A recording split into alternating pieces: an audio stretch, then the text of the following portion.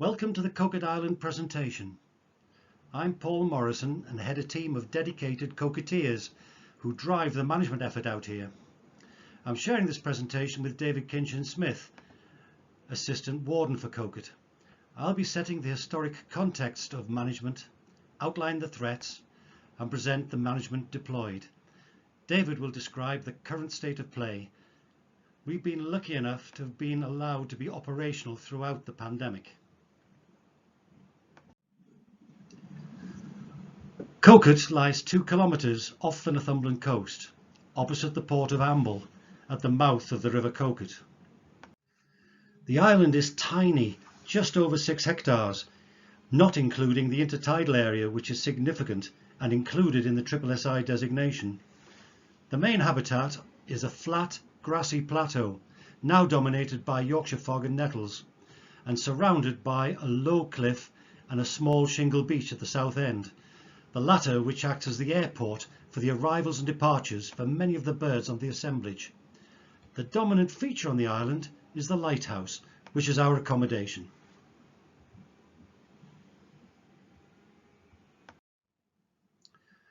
Coquet has been managed as a bird sanctuary since the RSPB took on the management of the reserve in 1970. The main focus of management has been on the tern assemblage, although there are some 70,000 nesting seabirds on Coquet. A huge proportion of that assemblage is puffins, and they do well on Coquet. A census undertaken every 5 years, last year was the census year, and 25,000 pairs were recorded. Similar numbers were estimated this year. The rest of the assemblage comprises eider, sadly a species in decline, black-headed gull in huge numbers, a few kittiwake, fulmar and large gulls. In the next few slides I will outline the threats to the assemblage, but they are summarised here. I haven't a separate slide for botulism, but it is an occasional problem, usually striking large gulls, but in recent years also affecting terns, mainly arctics, but also 1 or 2 commons. Disturbance is a significant problem. Inadvertent disturbance by kayakers and paddleboarders, etc., but we do have to maintain a 24/7 watch against the real threat from egg thieves. The purpose-built hide was paid for by the project, and species protection costs were match funded by the LIFE project also. Staff presence is backed up by police operational orders to ensure a rapid response by the police in the event of an incident. The safeguarding the roseates is also backed up with a sophisticated CCTV system, which is upgraded this year with LIFE funding. These cameras are highly sensitive and efficient, and able us to see well into the night. Alongside the CCTV system, there are also 3 wildlife cams with sound, whereby live views of the roseate terns and puffins are accessible on the web. Both camera systems give us a deeper insight into the behaviour and the needs of the roseates, with a cam inside a nest box giving us intimate insight into the roseate nesting behaviour. Maritime turf was the main vegetation cover on the plateau on Coquet, but this has given way to Yorkshire fog over the years, which now dominates and has an impact both above and below ground, swamping nest sites and trapping puffins. Rabbits used to inhabit the island, but they had no impact on the Yorkshire fog. Biosecurity has been stepped up on Coquet following an incursion by a rat in 2017 and an otter in 2019. The otterproof fence was installed using LIFE funding in readiness for the 2020 season. However, problems of injury to birds by the fence needs further looking at. A detailed large gull management programme has been in place since 2000 to reduce predation and also the numbers of nesting large gulls and their associated territorial gains at the expense of the terns. This is reviewed annually with Natural England. A gull warden has been based on Coquet Island for the entire duration of the LIFE project, funded by the LIFE project. Gull scaring has been a large part of this work and various techniques deployed. mainly using remote alarm callers, active human disturbance and the use of laser guns. Rogue gull control is our last resort, licensed by Natural England. The large gull management work on Coquet is based on research and monitoring.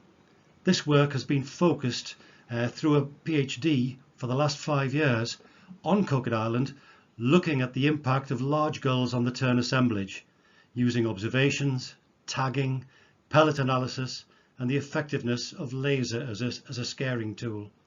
Recommendations from this work will help guide future gull management work with the RSPB in discussions with Natural England. The increased incidence of summer storms is becoming a problem for Coquet, especially for the lower roseate tern terraces, which are rather exposed, as well as feeding ability of terns, not to mention the security of the hide and the signage. The pipefish scare in 2004 highlighted the fragility of the marine ecosystem, with the loss that year of the sand eel population in the waters around our coast. The recovery since then is indicated by the success of puffin numbers perhaps, and also of course helps sustain the roseate tern population, amongst other species on Coquet. Turning to the management of the reserve around the roseate terns, this began following a visit to Rockabill. The techniques used there were introduced to Coquet in 2000 with immediate results. Initially 50 boxes were put up on the 3-tier terrace with the help from volunteers. And now the gradual expansion of the terraces each year and the addition of shingle helps to draw in more and more roseate terns. The importance of shingle will be seen later at the end of this presentation. In parallel with the roseate habitat provision, work has been carried out to encourage common terns, a species closely linked to the success of roseates. Large rafts, each with a chick shelter and shingle, have been placed along the inland boundary of the roseate tern terraces to suppress the rank grass and offer shelter for common tern chicks. The roseate tern terrace is on the right-hand side of this photograph.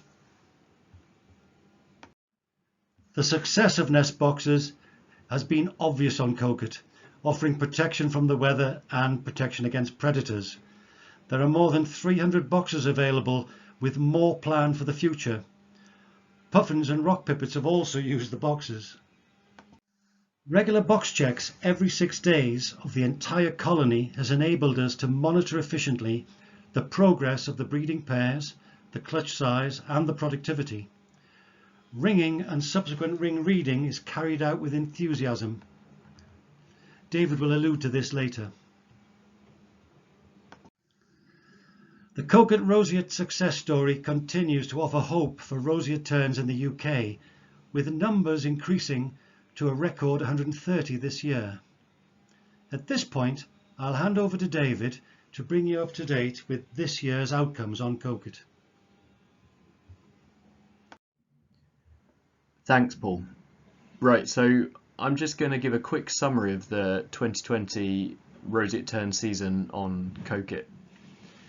Despite the pretty horrendous summer that we had out here this year, with plenty of wind and rain, the rosies fared reasonably well, as hopefully the next few slides will show.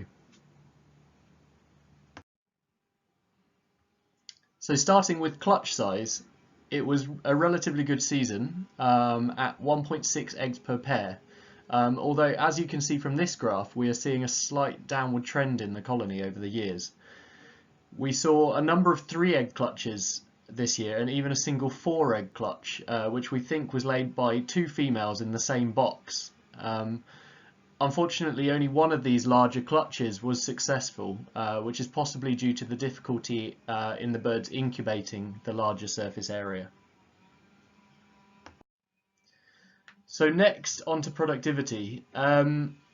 This graph doesn't make it look too good this season, as we've been fortunate to have a couple of really good years in 2017 and 2019. However, 0.94 isn't bad at all given the summer we had, with very wet and windy weather throughout June and a large portion of July. Fish stocks didn't appear quite as plentiful as previous seasons, which may have contributed to the lower figure. Certainly it was a season where we lost almost half of all bee chicks, but despite this, still 122 youngsters successfully fledged from the island. This is the 4th year of ringing all roseate terns with the new one ring.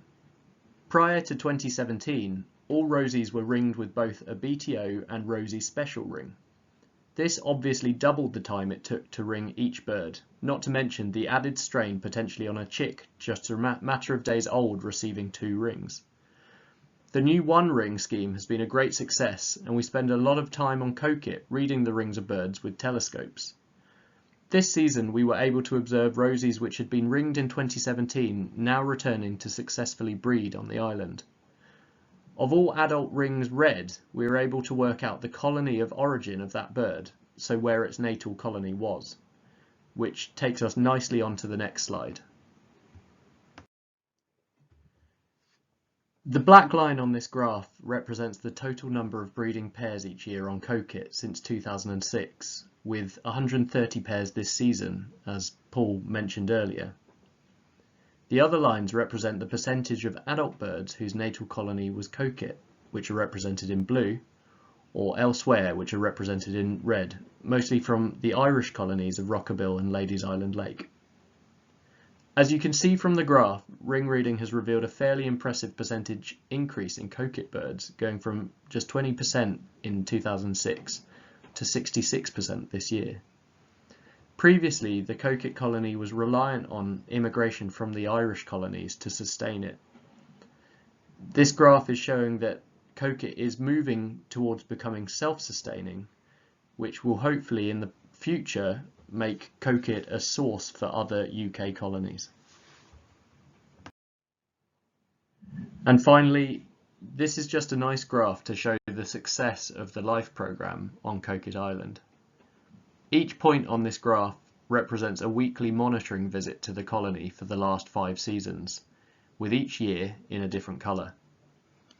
In the 5 years of Rosy Life, we can see that the colony has grown from 104 pairs in 2016 to 130 pairs this year. Considering the target was just 100 pairs, which was reached in the very first year of the project, it's been an incredibly successful 5 years. We also witnessed large numbers of young adults whilst ring reading towards the end of the season prospecting in nest boxes, which bodes really well for the future of the Coquet Island colony. We're just hoping for a better summer in 2021 compared to what we had this year. And now I'll hand back to Paul to finish up. Thanks, David. And to finish off, just a mosaic of images of the impact made by the LIFE project on Coquet. The LIFE project was launched at Baltic Centre for Contemporary Art with a week-long celebration of conservation activities for children. But it was actually a triple launch, with switching on the live link wildlife cams from Coquet, the inauguration of the Coquet Island virtual reality experience, and last but not least, unveiling the Roseate Tern beer with a beer tasting session at the Baltic. The LIFE project also funded a new rib for the reserve, the unique night hide for guarding the Roseate Tern colony, the nest boxes and terracing substrate, optics, a van for carrying materials to and from the reserve, the production of the RSPB's first workshop manual for the reserve, exchange visits of course to organisations within the partnership, and even a macerator for the loo, to name but a few. Looking to the future, we aim to fine-tune the large gull management guided by recommendations from the PhD research. We've got an opportunity to look at detailed diet studies of roseate terns using the established and proven boxcam technology. We also want to continue extending the roseate tern terracing, substrate and nest boxes in areas favoured by roseates.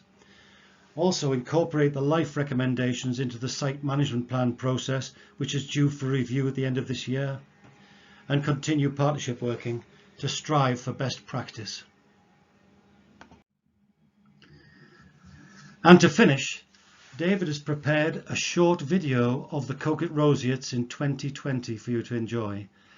So it's thank you from the Roseate Tern RSPB Coquet team, to Daniel and the Life team, our life partners and now friends, the Coqueteers, and to Northumberland Estates, the landowners who support our efforts to the drive to protect and safeguard roseate terns for the future.